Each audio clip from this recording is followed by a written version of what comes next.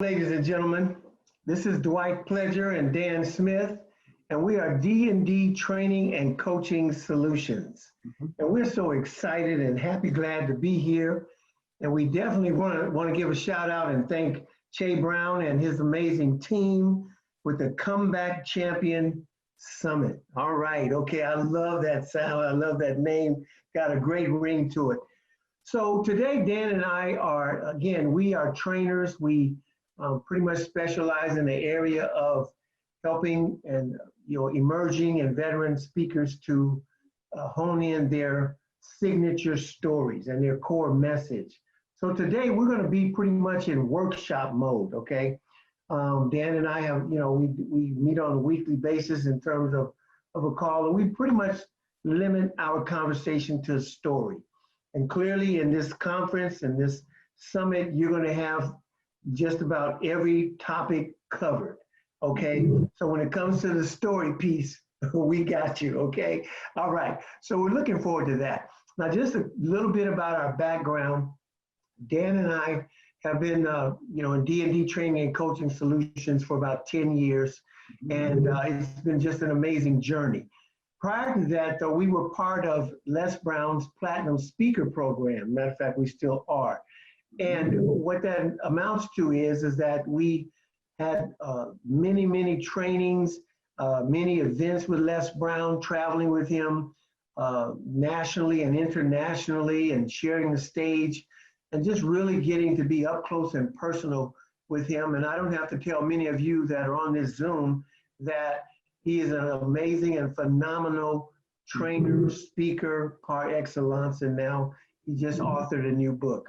So Dan and I met about 3 years after I joined. Dan came around, and so we hooked up, and we became D&D Training and Coaching Solutions. So today we're talking on the subject of the power of three-dimensional storytelling, okay? You probably haven't heard that term lately, but hopefully you'll hear more of it today, and then begin to tell two friends and they'll tell two friends, okay? So D&D Training and Coaching Solutions, we're talking about the power of three-dimensional storytelling. Now, what is three-dimensional storytelling? Well, one of the things that happened while we were being trained by Mr. Les Brown is he would have a quote that he said he credited to L.C. Greenwood, okay? And L.C. Robinson, right, that's who it was, L.C. Robinson. And that quote simply said this. It said, things may happen to you and things may happen around you, but the only thing that ultimately matters is what happens in you. Okay, heard that quote many times, and I said, that's a powerful quote. But I never really froze the frame, and we should do that sometimes with these quotes that we be going through all the time. Instead of just regurgitating them, we ought to think about what they're actually saying. This particular quote caught my attention because Dan and I have been working with speakers, and we work with all types of speakers. And some of them are what we call two-dimensional speakers and storytellers. And some actually, without us training them, they go to that third dimension. And that's the part where it talks about what is happening down on the inside. Many storytellers limit their storytelling to kind of, when they talk about what happened to them, they basically give you some factual experiences that, that happened to them, and those are good stories. Or if something happened around them, they will share that. But a lot of speakers are reluctant, for whatever reason, to give us a feeling state, to let us know what, in relationship to that experience, how did it make you feel? Okay, it's kind of like we're getting on the therapy couch here, all right?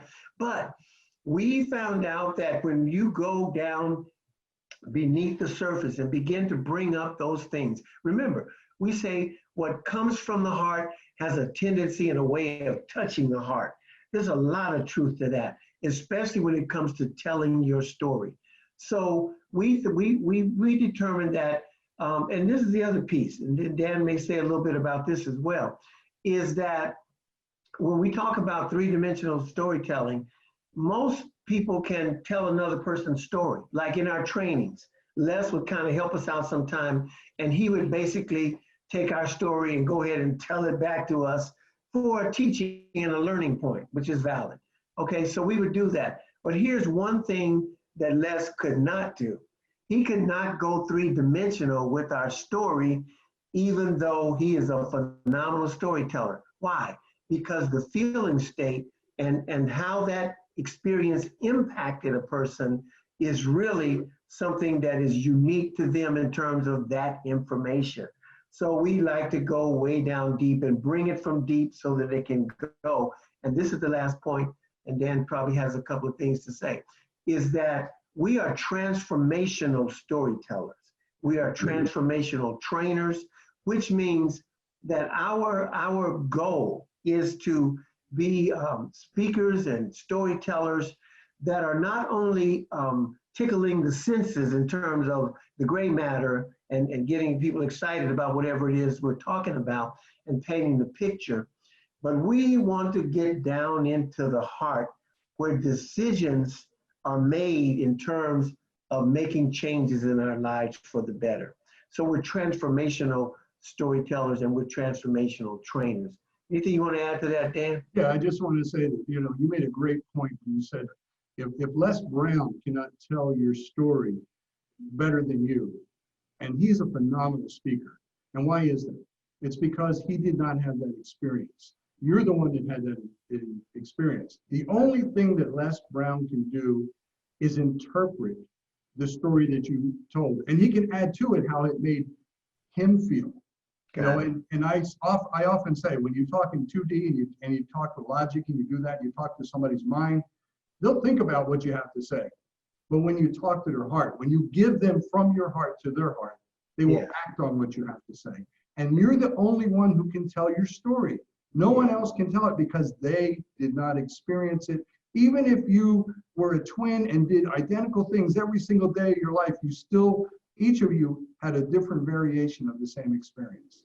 That's right. I love that. So, and a lot of times, one of the things about going three-dimensional, as we say, or going 3D, that you'll hear us say from here on out, is that many people have things that are a part of their story, their signature story. And we were talking on our call the other day, and we were talking about these three different stories that we all have. And that is our public story, the one that everybody knows. Then we have another story, which is that private story. That's the one that when we come back into our homes or wherever our environment, home environment, there's a whole nother story going on that the public is not even aware of. And I'm not saying it's a negative thing or anything. It's just a different story that each person is privy of. And then there's another place that we go in terms of story, and that is in terms of our secret story. Things that many of us know about ourselves. We have some of them we've never shared with another person. We're almost trying to keep it from God, okay? But the reality is that everyone has those three levels. And the interesting thing about that is that sometimes we can be having a part of our story that for a long time was secret, okay? And for whatever reason, we decide to bring that up to the next level and maybe even allow whatever that secret thing was to become something public, okay? And that's really, really, really powerful. So in our coaching, we work with speakers about how to maybe upgrade and bring things from a deeper level, but they want to make sure that they're ready to bring those things out into another space, especially when you're talking about the public. Yeah. So when you're talking about the private and bringing it up, there's a difference between bringing it up and bringing it out. Bringing it out is a choice. So you can work on your own story. You can go 3D within yourself.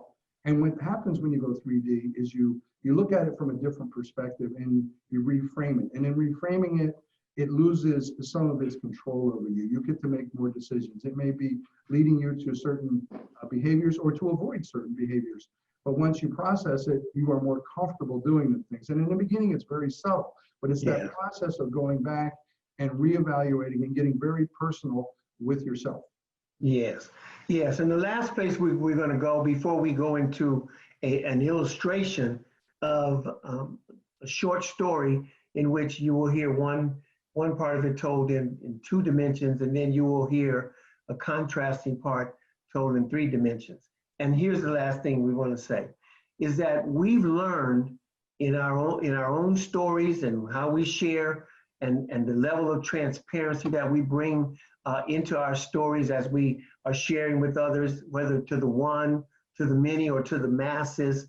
We have found out that many people have experienced a tremendous amount of freedom after they have let something they had locked behind those doors with 5 or 6 padlocks up and down, and they basically decide they're going to share something, not because they want to, brag or whatever, but because they're ready to make that a part of their entire story. And so there's a tremendous amount of freedom there. And people express that when they're able to begin to talk about things on a deeper level, it brings a certain level of healing. So today, Dan and I are going to share some parts of our story, and some of it's very personal to us, but we want to share it with you for a redemptive purpose, that you might be able to see an illustration of maybe an area of storytelling that you want to get involved in and you want to concentrate and be more intentional about. So Dan is going to share, and he's going to set it up. He's going to share you an illustration of a 2-dimensional story being told and a story being told in 3D or 3 dimensions. It's interesting, Dwight. I am going to do that. I'm going to do it in 2D first, and then I'm going to do it in 3D. But we were talking about being part of Les Brown. In the beginning, we were all 2D speakers. And I've developed so far that the one I struggle with now is the 2D. I want to automatically go to 3D. But this is going to be just a part of a story. It's not the whole story. It's just an illustration. So you're not going to get all of it, the complete thing. We don't have time for that. Yes. So to set it up, I never got along with my father at all. And my father was an alcoholic, and I think he also maybe suffered from depression. And no matter what I did, no matter how I tried, I just couldn't get through to him. We just couldn't have the father-son relationship that I wanted to have. So I moved to California, and I've been there 10 years or so. I'm in my mid-30s, and I get a phone call. It's my mother. I got some bad news for you. Your father has cancer, and they say it's terminal.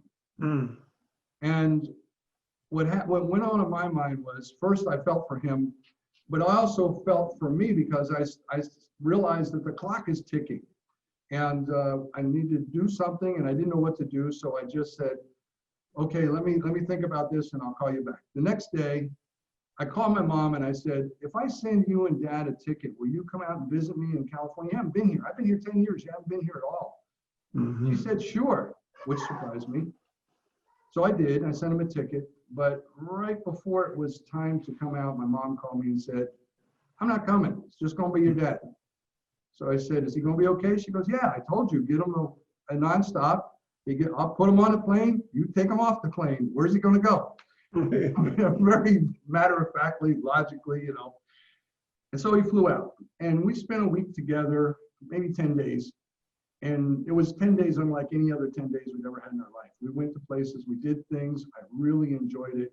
And the whole time I was thinking that I wanted some justification. I wanted to know why that I was treated the way I was when I was a kid. I wanted to know how he felt about me, how he thought about me, how he saw me. I wanted to know all that stuff. But I waited around for the right time to ask him. And we got to the night before he was going to leave. We had to leave the house at 4 o'clock in the morning. And we're talking, and I made a decision. I said, you know what, it's not that important. I said, I put aside the way I felt. I said, it's not that important. I'm just going to enjoy being with him. And he sat back, and we were quiet for a moment. And I heard this little voice go, ask him. Start on me. Is there somebody here? And it wasn't. It was just inside of me. It was just a voice. Yeah. And then it said, ask him. You promised. And I said, not now. I can't. He's sick. And then it said, ask him. you promised when we got bigger, you would ask him why he did all the things he did. And I turned in my mind, all in my mind, and with my father's voice, I said, not now. The man's sick. I can't do it. Go away. And the little child started to walk away, turned around, looked at me and said, you're just like him. Mm-hmm. That bothered me. So I made a decision that for me and for my past and for the inside of me that still needed healing, that the next day, since we were leaving at 4 a.m, it would just be me and him on the way to the airport. I was going to ask him. But my 11-year-old son got up and got in the car at 4 o'clock in the morning. And I'm driving there and I couldn't ask him. Yeah. We did talk. We did continue to talk like we had all week long, like we had never done in our life until we got to the airport. When we got to the airport, it was just silence. Dad, you need anything? Nah, I'm good. Need to go to the restroom? Nah. If I have to go, I'll go on the plane. Okay. Well, they're calling your seat. I know. Aren't you going to get on the plane? Yeah. Very simple, one word. That's all it was. Yeah. And then everybody was on the plane except him. And I thought, is he not feeling well? What's going to happen here? And he looked at me and he said to me, thank you. First time I think he's ever said thank you to me in my life. He said, I've learned a lot. And that surprised me. You learned from me? I thought you always thought I was an idiot or something like that. And I walked over and I felt like I physically did this. My hands opened. And I think what happened is I dropped the baggage I was carrying right there on the floor. Wow. And I think he did the same thing. And then we hugged each other and we said, I love you. And then he walked away. And as he walked away and he walked down the gangplank into the plane, he got smaller and smaller in my vision, but he grew larger and larger in my heart. And as he was walking down there, my son said, isn't Grandpa going to turn around? I said, no, he can't. It's taking everything he's got for him to walk away from us. So that's too deep. That's what happened to me, and that's what happened around me. Yes. Now, let me tell you what happened within me. My father came out to visit me. And as I said, we never got along. I was feeling anxious. When my mom said, your father has cancer, I felt for him, but I felt just as strong for me. I got to resolve this. I got to know how he feels about me because I don't know how to feel about me. And I sometimes act like him and I don't like it. I don't want to be him. I want to be me, but I don't know who I am. So my father came out and we had the greatest time. We played catch for the first time ever. I'm 36 years old. He's 64 years old and we're playing catch for the first time. Wow. We went places, we did things, and I'm feeling so great about this. And little by little, the thought of confronting him started to diminish. And then finally, on the last night that he was there, we're talking. And I was listening to him and I said, I don't need to know. I'm going to let it go. Not even knowing if I really could do that. Honestly, I think I was lying to myself. And I'm sitting there and I hear this voice to the side of me go, ask him. What? Who's that? Ask him why he did those things. And I looked and I literally in my mind, I didn't turn my head, but I looked that way. And because I didn't want my father to know what was going on. And I saw me. And I looked and I said, I can't. I was pleading with myself. I said, I can't. The man's sick. He's got cancer. And the little boy said, you promised when we got bigger, you would ask him why he did those things. And then my father's voice came to me.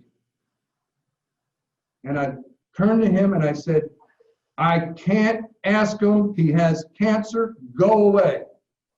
The little boy put his head down, turned away, turned back and looked at me and said, you're just like him. It was like ice water was poured on me and injected into me at the same time. And I realized that I abandoned myself one more time. So I made a decision. The next day I'm going to ask him. I don't care what I got to do. I don't care. I don't know where I'm going to get the courage, but I'm going to talk to him. Leaving at 4 o'clock in the morning, I knew that it would be just the two of us, but my 11-year-old son decided to go. He got himself up. I didn't even have to wake him up.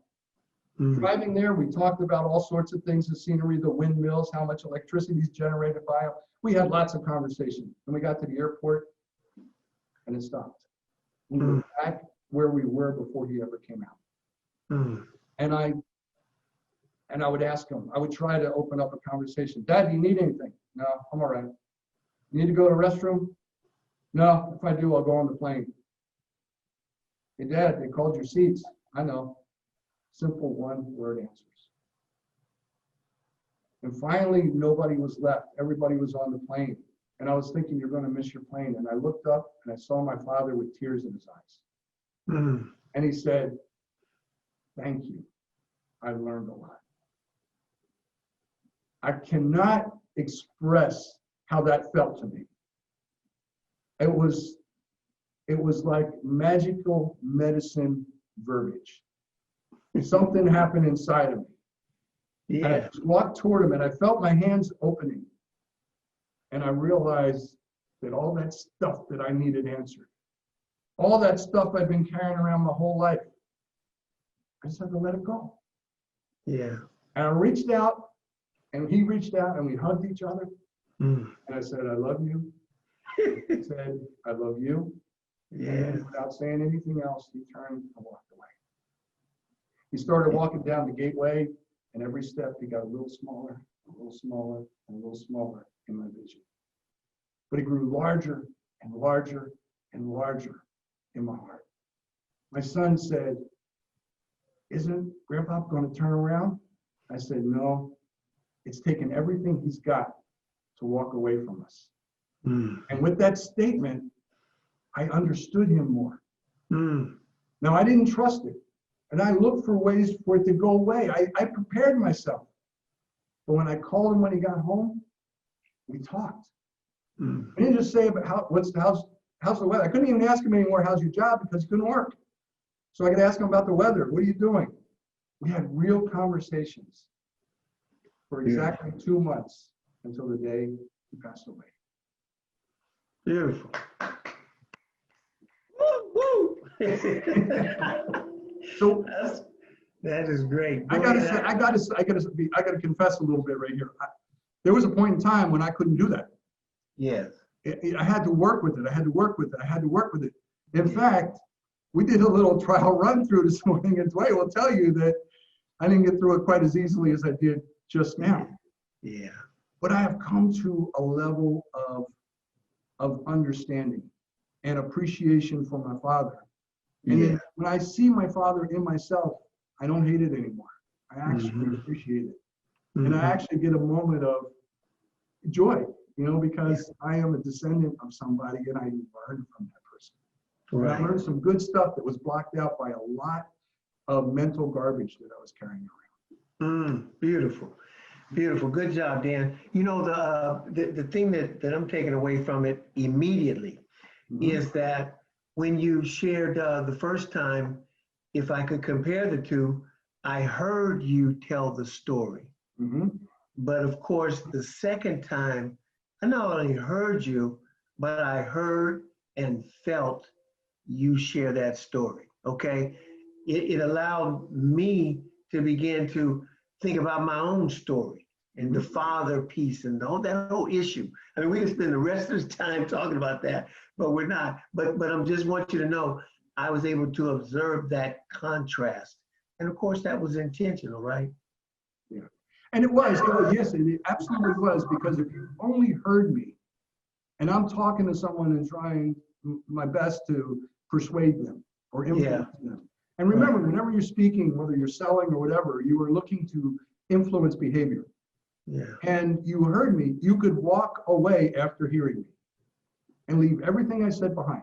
But if you felt me, that's not so easy to do.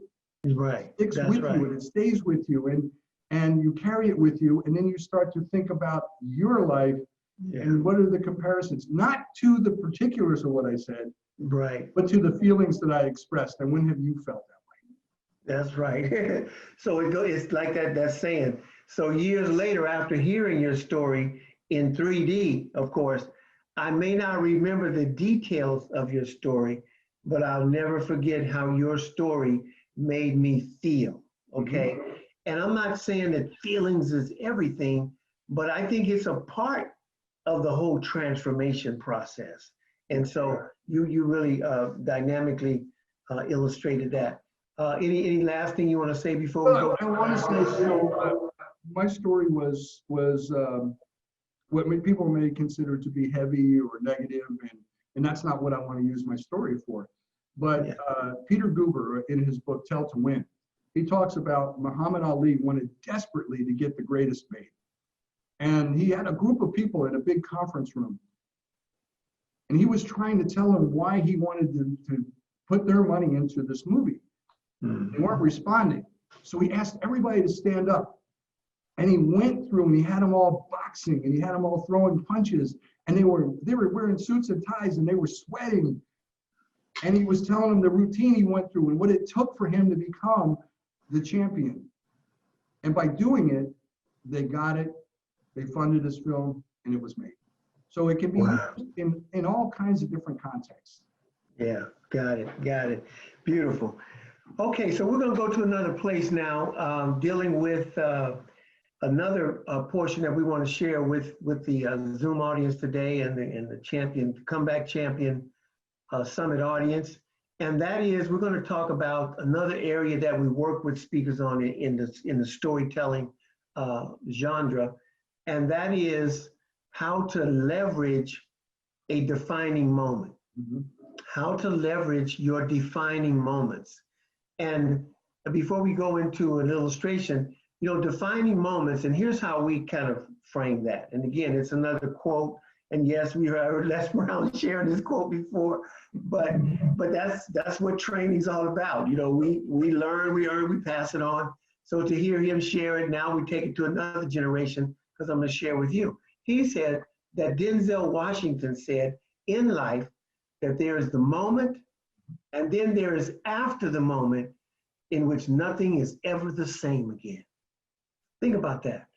As you look at your life, as you think back on the things that you've gone through in life, clearly you could, if you give it enough time, you could probably come up with 2 or 3 different defining moments that were not just moments that kind of impacted you, but they were moments that literally changed your life. In other words, there was before the moment, and that, however that's described or understood, then there is that impactful moment.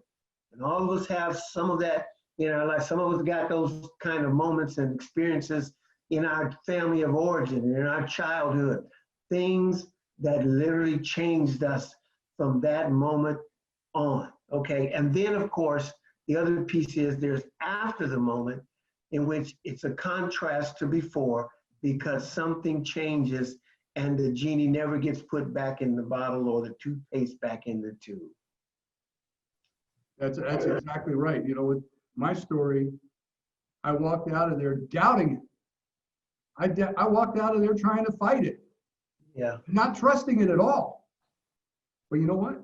It was real. And it changed. That was 26 years ago. Yeah. 26, that's right. 26 years later, you're still remembering it, still experiencing it. Now that's the heavy part there, like you did earlier. Still living by it. Say again? Still living by it. That's right. It's That's influencing right. my day-to-day life. Yeah, that's right. So clearly that moment at the airport, and that not necessarily just that moment, that visit by your father, which was the final visit, did something that changed the course and destiny of your life in terms of how you process your father and your experience with your father. And that's a powerful thing.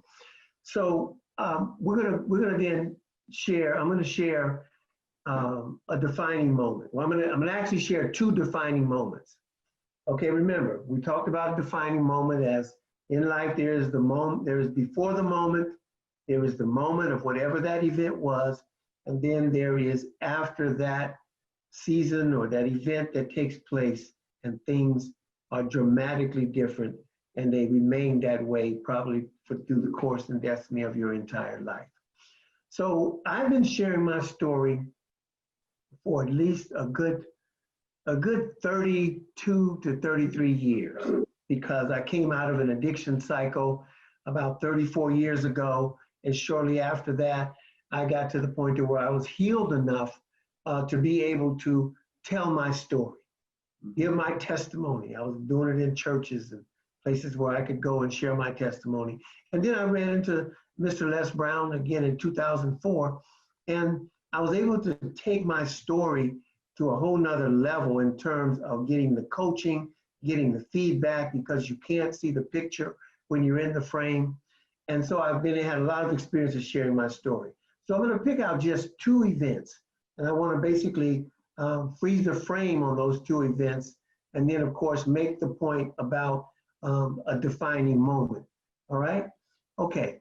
So the first is that as I share my story, I talk about being married to my childhood sweetheart and our early beginnings, and how I was moving up the success ladder, and everything looked like, we were on our way to the top, and, had a lot of possessions and things.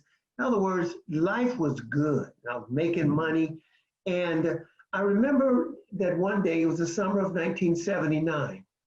And I remember I was at a friend's house, and then her friend came in, and he had this, little bag, and he pulled out this contraption that I later learned was a freebase pipe, okay, for smoking cocaine. So he took out this pipe, and he took out the little container and poured this cocaine on the screens of this pipe, okay? And I remember him putting the heat to it, taking in that big chest full of smoke, and he blew the smoke out. And I looked at that, and I was mesmerized. And then he turned and offered me some. And in that moment, I had a decision to make. I could say yes, or I could have just said no. It was Warren Buffett who said, "The chains of habit are too light to be felt until they are too heavy to be broken." And truer words were never spoken, because I took that hit of cocaine, blew the smoke out, and in a spirit of invincibility and arrogance and pride, I thought to myself, I can handle this drug. Well, it wasn't long before that became the obsession of my life, because before that year ended, I was hopelessly addicted to cocaine. Every waking minute was consumed with how I would get and use this drug. And it wasn't long before the toothpick castle we had built began to crumble room by room. First, the cars were gone, and then the house was gone, then the real estate business, the brokerage firm. And then in 1981, I did the unthinkable, walked out on my wife and children, and moved 500 miles up the coast of California and landed on the streets of Oakland, selling, and caught up in just a crazy, maniacal lifestyle. Okay, now, my question, Dan, to you. Mm-hmm. Could you recognize, and to you that heard the story, Yes. Could you recognize an explanation or a picture of before the moment? Yeah. Oh yeah. Before the moment, life was good. Yes. Like you often say, you were headed to the top. That's right. You had control of your life. Oh my goodness. You had control, and it was all in order. Mm-hmm. Got it. Absolutely. Absolutely. Good. Great. You were paying attention. Thank you for that. Okay. And then I talked about that moment. Okay. And clearly it was a moment, and you remember me sharing that moment at that friend's house, and taking that first hit. And every drug addict and every alcoholic, many of them can remember the first time they got drunk or the first time that they got high. So that moment took place, but there was power in that moment, because my next question to you was, could you see the contrast between the before the moment, and after the moment. Yeah, after the moment, you lost control. You said you were helplessly addicted. You didn't say you were addicted. You didn't say it was a choice. You said you were helplessly addicted. Absolutely, absolutely. So, okay, so let's go to another defining moment, because these two defining moments are literally bookends. And when we talk about stories and we're using defining moments, oftentimes a great way to after you have laid the foundation for your story, oftentimes a defining moment is a good way to transition into what we call the journey of your story. And some of you might call that the body of your story, but it's a great way to make a transition. And then as you go through the journey or the body of your story, oftentimes you got to bring that plane in for a landing, okay? Because it can't be the never-ending story, okay? And so I'm going to go to that other bookend. I'm going to go to that resolution, defining moment that really changed some things in my life. And I remember it was after I had came from Northern California back down to Southern California, and I've been gone for like 5.5 years, separated from my wife and children. And I remember standing at the airport, Ontario International Airport, nothing but the clothes I was wearing on my back, lost everything. Standing there wondering who's going to be there for me. The truth was no one owed me anything. And I remember looking and coming around the corner, and this old Chevy Nova car was my wife, the woman I had walked out on 5.5 years earlier, leaving her to fend for herself, her and the kids. And what I thought about is that at that moment is she should have done a drive-by. But she didn't do a drive-by, because when she could have chosen to hate, she chose love. She could have chosen revenge. She chose to forgive. And it's been said that forgiveness is like the sweet fragrance that a rose leaves on the foot that crushed it. I got in that car, left that airport, headed down a long, incredibly long road to restoration. And I remember I struggled with that addiction. Okay, remember, I got in that car still an addict, still wanting to go get me a hit of cocaine somewhere. And I struggled with that addiction for another 2.5 months, until what I like to say, it was the third Friday in June of 1986. I had been out getting high with a friend all that day, smoking and using drugs and running to and fro, trying to get us a hit from this place and that. And we ended up at my sister's house, and she was out of town. She's the one that kind of helped me to get from Northern to Southern California.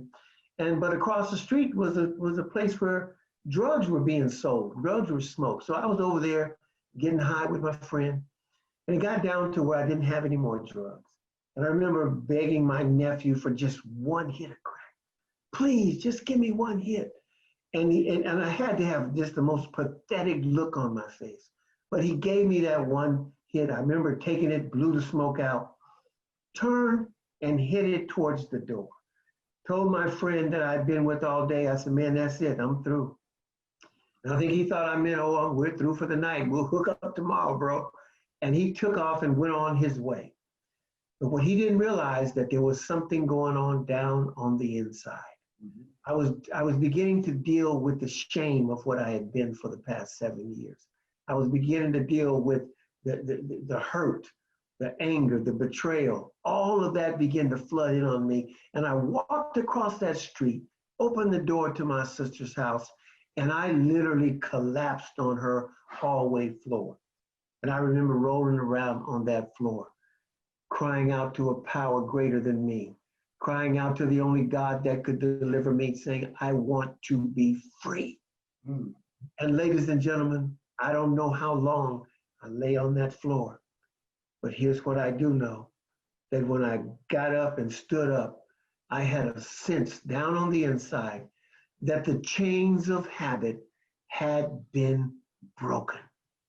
And from that day until this day, I never used drugs again. My life was put back together with my family.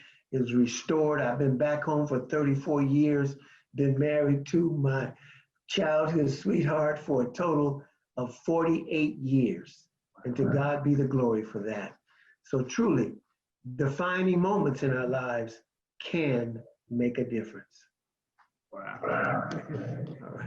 You know, I heard that story so many times. Oh, really? And it still has an impact on me. But, Absolutely. you know, and we could talk forever, but one of the things that's working against us today is the clock. Yeah, that's right. It goes to the end of our thing. So we need to wrap this up, and we need to Got it. talk to the listeners about how they can get a little bit of this. What do we have for them? Got it. Okay, great.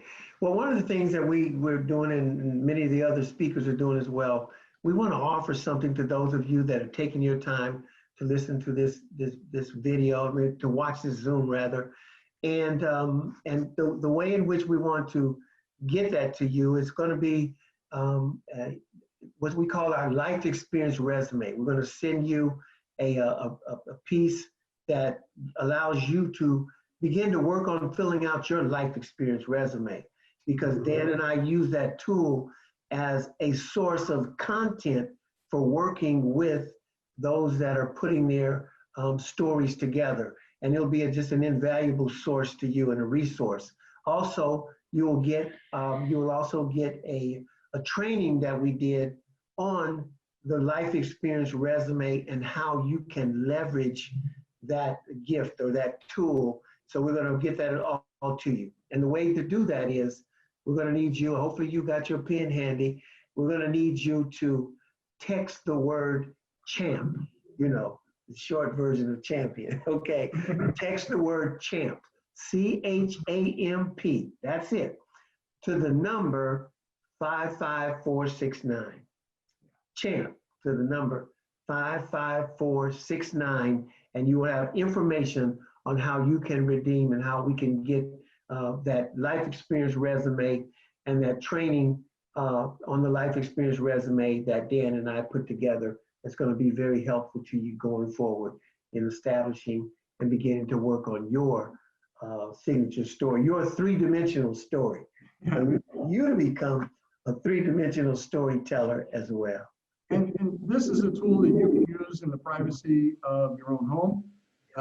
It has worked for a lot of people. You can work with us, but even if you don't work with us, it's got value. Exactly. Usually what happens is it starts out as an inventory of life experiences with gaps in them. Yeah. Then people think about it, and then they start filling in the gaps.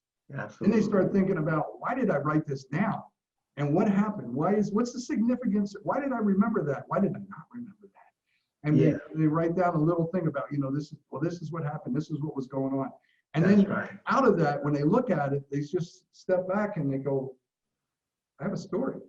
That's right. I have a story. So we want you all to get it. And so Dwight, one more time, That's right. That's right. You're going to text the word champ to the number 55469. Again, champ to the number 55469. All right. Okay, Dan, I think we can wrap it up here. I just want to say to everybody out there that's watching, we greatly appreciate you spending your time with us. And we hope you got something of value out of this. Thank you very much. Absolutely. Thank you.